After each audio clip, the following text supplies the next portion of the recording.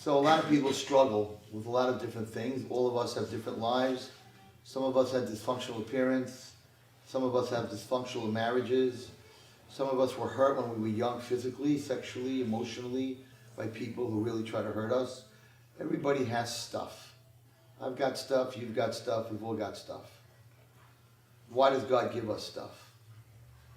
Why does He put me in this world and make me suffer? Why tzaddik rala? Why do people, good people, go through hard times? So I have an organization called Ornava.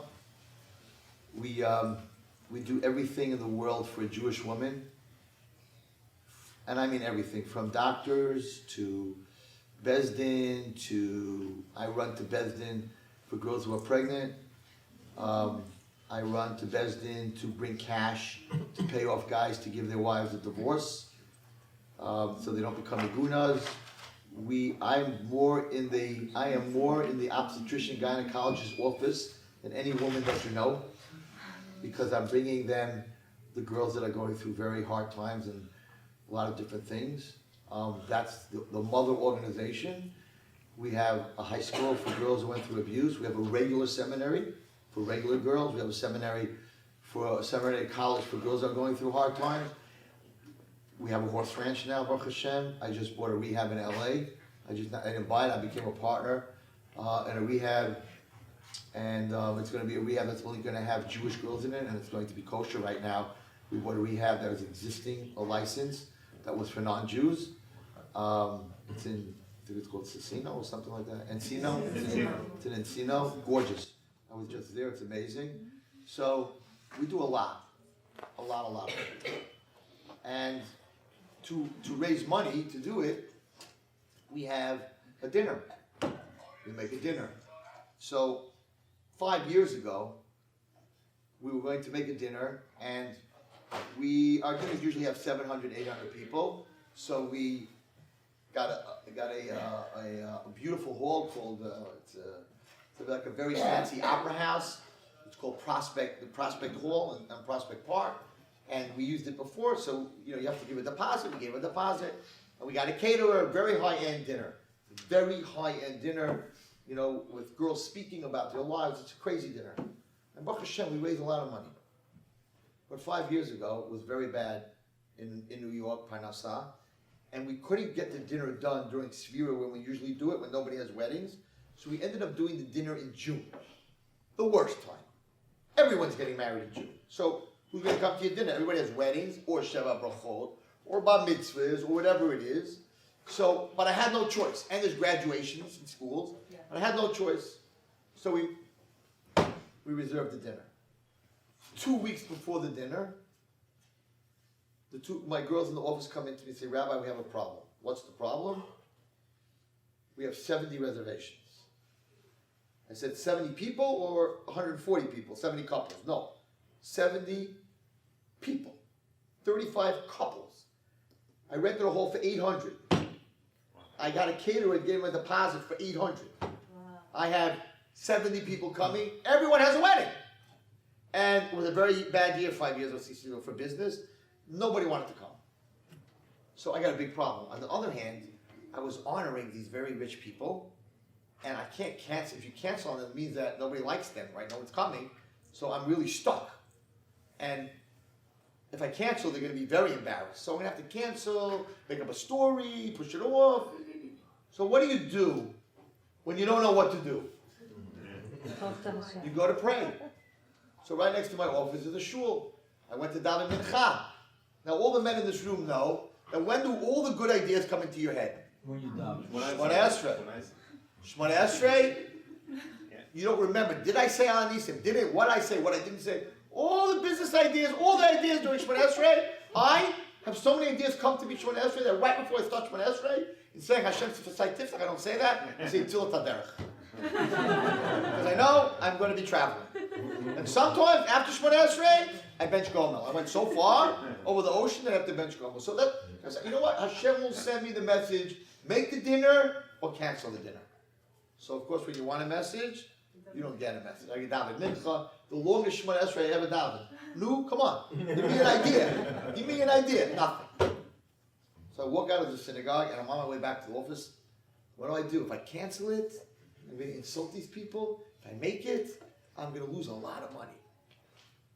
There's a rabbi, his name is Rabbi Simcha Soloveitchik, a rabbi in Brooklyn.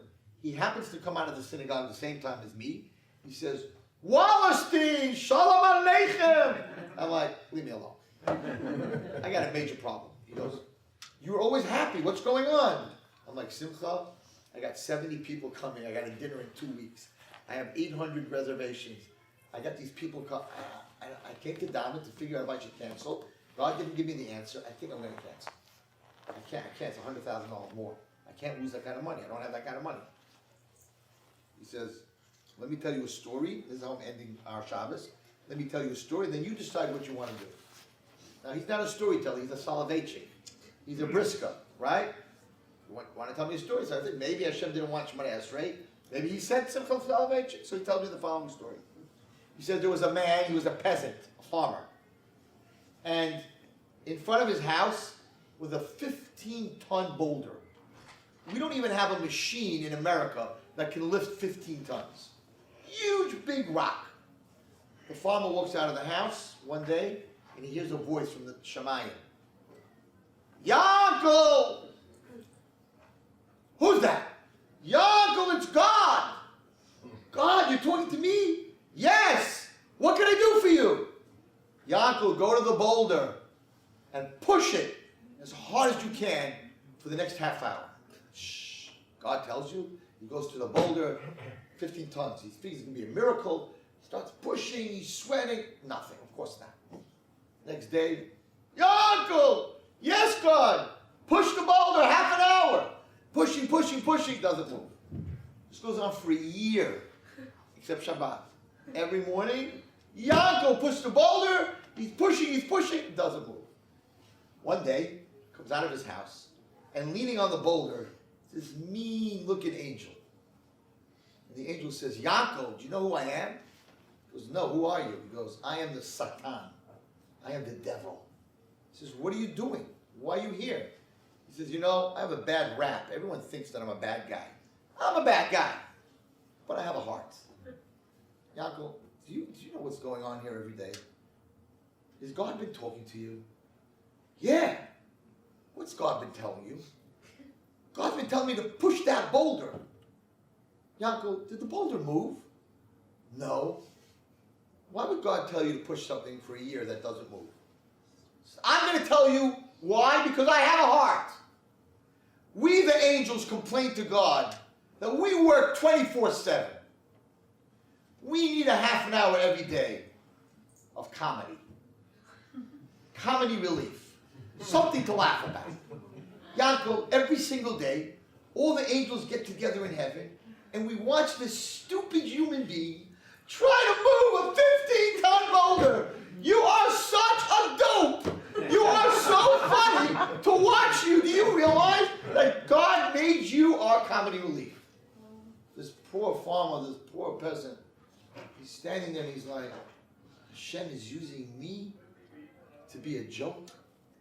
Wait till tomorrow when Hashem comes to me. Next day, Yaakov! Yeah, what? Yaakov, push the boulder! Oh yeah, sure, God. So all the angels can laugh? Not happening! You made me comedy relief? You know more than anyone else that no human being can move a boulder. God says, did I ever tell you to move the boulder?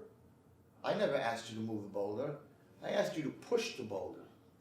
Your job is to push the boulder. My job is when I'm ready, is to move the boulder. Yaakov, since I created the world, there has never been a better boulder pusher than you. You are the best boulder pusher I ever had. Really? Absolutely. I didn't tell you to move the boulder. I told you to push the boulder. And you're doing a great job. And don't listen to the Satan about comedy. There's no comedy. Angels don't laugh their wings off. Angels don't laugh. Wow. Straightens out himself. I am the best boulder pusher. And he goes into the farm to start working. And who's there? Satan. What are you so happy about, man? I just spoke to God. He said I'm the best boulder pusher in the whole world. He says, what he said is you're the biggest idiot in the whole world. If you're pushing a boulder and you're the best boulder pusher, but it's not going to move. So what are you pushing the boulder? You are the greatest waste of time that God ever created. Now he's not such a smart guy. He's like, I'm the best, I'm the worst, I'm done. I'm going to get to the bar and I'm getting drunk. I can't think about it anymore. I'm done. So he starts to walk to town. And he comes around the corner on his way into town. And there's a lady, and she's screaming at the top of her lungs, help, help, help! He runs over, what's going on? He says, my husband was changing the tire on the truck, and it fell on him. He's underneath the truck. Run to town and get people to lift the truck so I can save his life. The guy said, run to town. By the time I get to town, he's going to suffocate. Listen to me, lady. I'm going to go to the back of the truck, and I'm going to lift the back up, and you pull your husband out. She goes, we have 500 pounds of cement in the truck. You are not going to be able to pull up that truck. You must run to town. If I run to town, listen to me. I'm going to lift the back of this truck. You pull your husband out. She goes, unless you're Superman, you're not going to be able to do it. He goes to the back of the truck. This rabbi's telling me the story, okay? He goes to the back of the truck, and he starts to try to lift it, and all those muscles from a year of pushing for a half an hour, something that won't move. He built crazy muscles in his legs, in his arms, in his shoulder. All those muscles come into play. And he lifts the back of the truck 6 inches. She pulls him out, and he drops it. And the guy's breathing. She says, my God, you are Superman. He goes, no, I'm not. She goes, I don't even know how to thank you. He says, don't thank me. Thank a 15-ton boulder in the front of my house that I couldn't move. Because the muscles that I have that saved your husband came from pushing that boulder. So many times in life, we need a shidduch, we're going through hard times, and it looks like Hashem is not answering. Many times the challenge and the struggle that we have, the boulder is not going to move. It's not about moving the boulder. It's about building the inner struggle muscles to be able to help others that are going through the same thing. So Rabbi Soloveitchik said to me, Wallerstein, your job is to make the dinner. God's job is to make it successful. You can't make anything successful. The Mishnah says, it's lo alecha mocha ligmar. It's not for you to finish the work. You push. You try. In the end, it's God's job. So Wallerstein, you make the dinner. Success, it's not up to you. Okay? I said, Rabbi, God sent me the message. I made the dinner. The biggest dinner that our Nava has ever had, 980 people in 2 weeks were at that dinner. Why? What happened? The word got out that because of the weddings and everything, nobody was coming. So every person said, how can we do that to Zecharia Wallerstein? How can we do that to him? We got to go. So they all came and they looked at each other and said, I thought you didn't have anybody, Rabbi. You put out a rumor that nobody was coming. This was a setup. I'm like, I swear, I promise. 70 people. I told a story with a rock and a push and a riff on nature and this and that. I promise you, I never had a dinner that big in my life. It's our job to push the rock. We can't move anything. It's his job to move it. And the stuff that we go through in life is called struggle muscle. And that muscle gives you the power to carry others that are going through the same thing you did. The reason that I'm here this Shabbos, the reason that I do what I do, is because I went through what I went through as a little boy, and that gave me the muscle to help others. I was actually very close to where we are right now. Many years ago, I was asked, I came to speak, but they asked me afterwards that there were some very bad accidents and things that happened in LA, and there were some parents that were killed. Somebody was killed in a store, someone was shot in a store. There were a lot of deaths. And they asked me if I would talk to a group of orphan girls. And I said, okay. So we went to a house at 5:30. I thought there'd be like 5, 6 girls. but there were 23 girls, ages 6 to 16. They had lost one or two parents. It was very sad. They had them in a semicircle, and I knew that every kid I'm talking to lost a parent. They were all very young. And I got up to speak, and I thought I gave, when you speak well, you know you spoke well. I really thought I spoke very well, and I really helped them. I went through Moshe Rabbeinu, and he was adopted, and he had no friends, and he ended up in Midian, and he was abandoned, and he couldn't talk, and his mouth was burnt, and that stuff happens to people, but look what he became, the leader. Yosef was sold, saved the world. David HaMelech was thrown into the desert, called a mamzer, became David HaMelech Chai B'Kayim. All the people in the Torah that went through tragedy ended up becoming leaders. So I'm like, you know what, you went through this, but when I finished, I was like on a high. I did good. And there was this little girl sitting in front of me. Her name is Devorah. And I asked all the kids, anything you want to ask Rabbi Wallerstein? And this little Devorah said, Rabbi Wallerstein, can I ask you a question? Very cute kid. I said, what's your name? Devorah. I'm like, okay, whatever you want. I figured, what's she going to ask me, right? She looks at me with these big brown eyes. Rabbi Wallerstein, did you have a mommy when you were 7? I said, yeah. You still have a mommy? I said, Baruch Hashem, yeah. She looks at me and she goes, oh. I'm like, you don't know my mother. What kind of reaction is that? She goes, oh, okay. Now what they had done is they put food in the kitchen for the kids.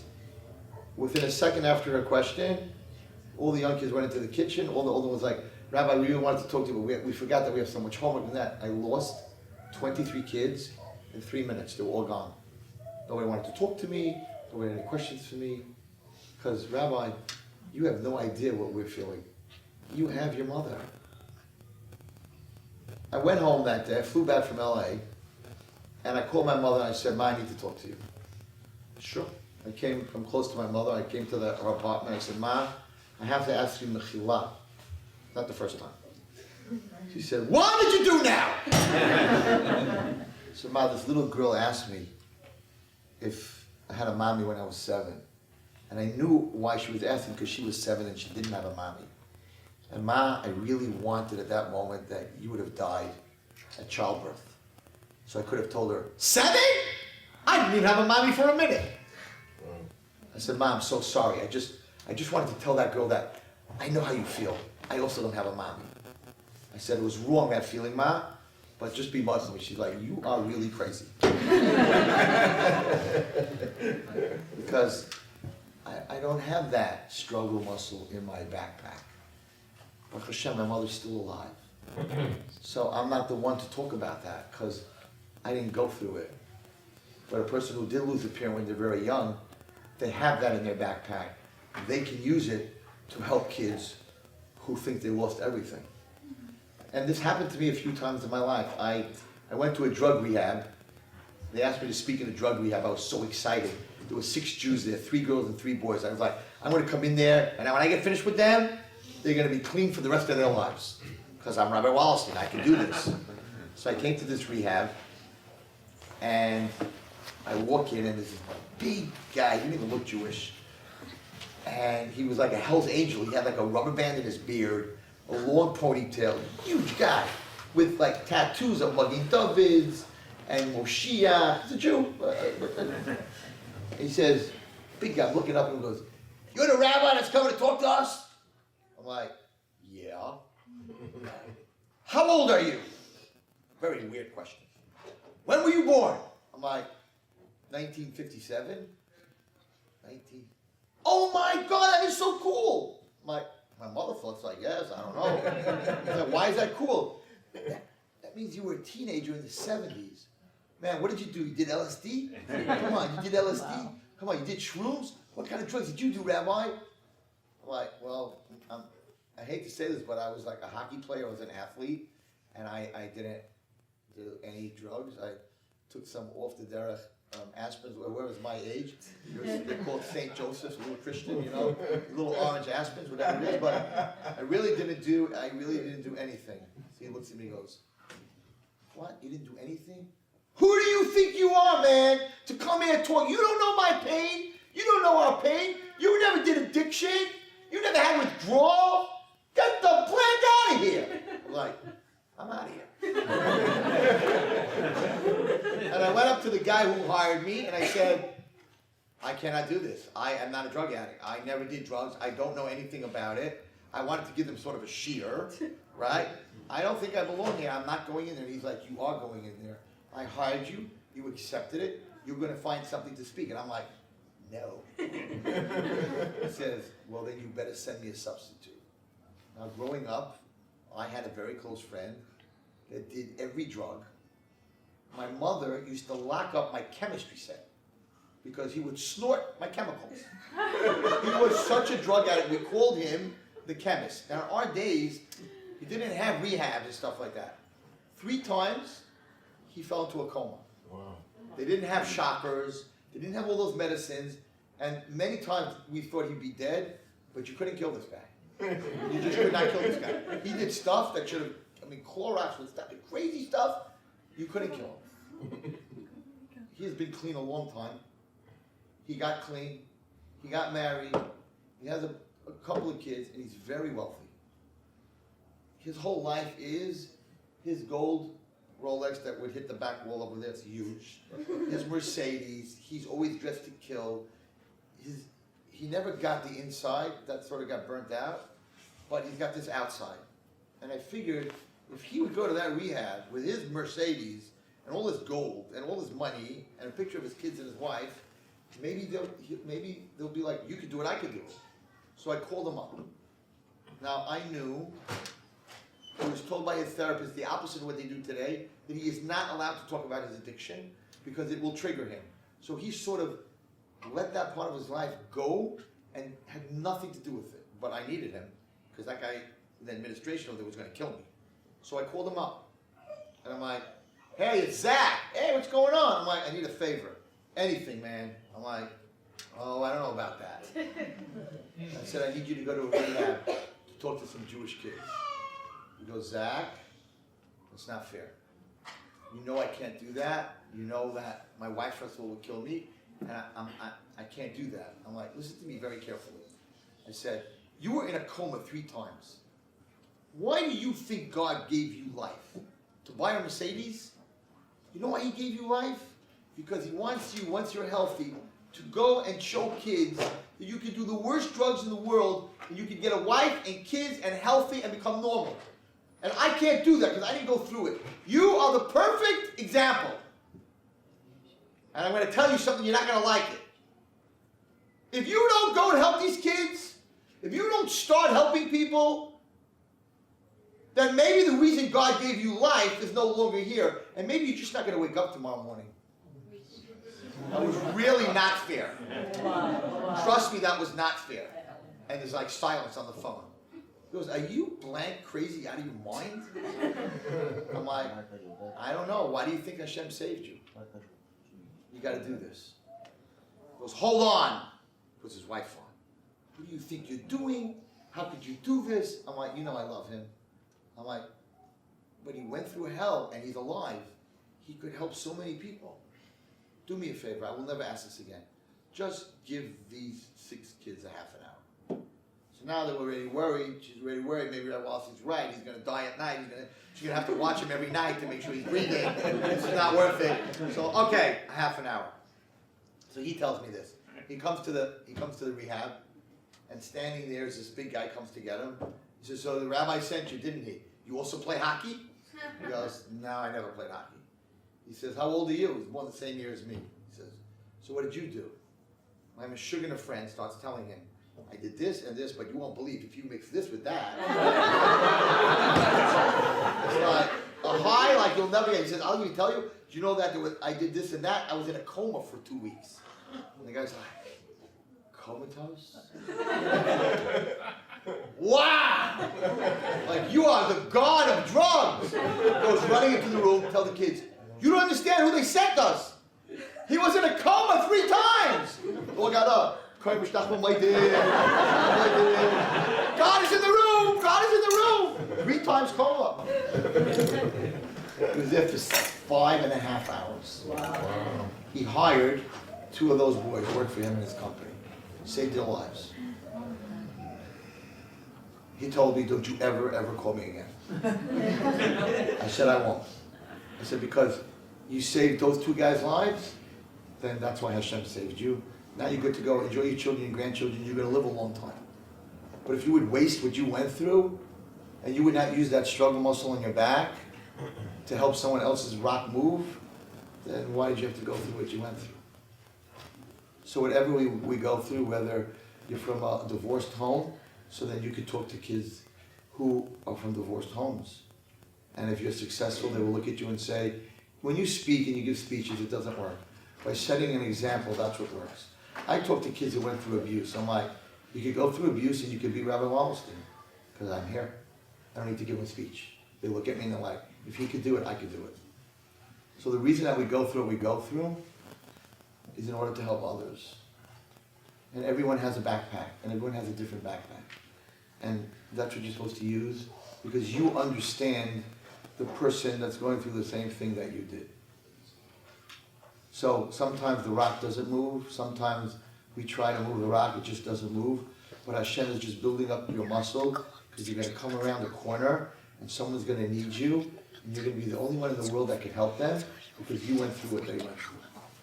So my bracha to everyone, it was a totally amazing Shabbos. Don't take things personally. Always react the way you would tell someone else to react, on how you treat your husband and your wife and your children. It'll be a very different life. And keep pushing the boulder. And when Hashem decides it should move, it'll move. And if He doesn't decide it'll move, then He's just building up your muscle to help somebody else.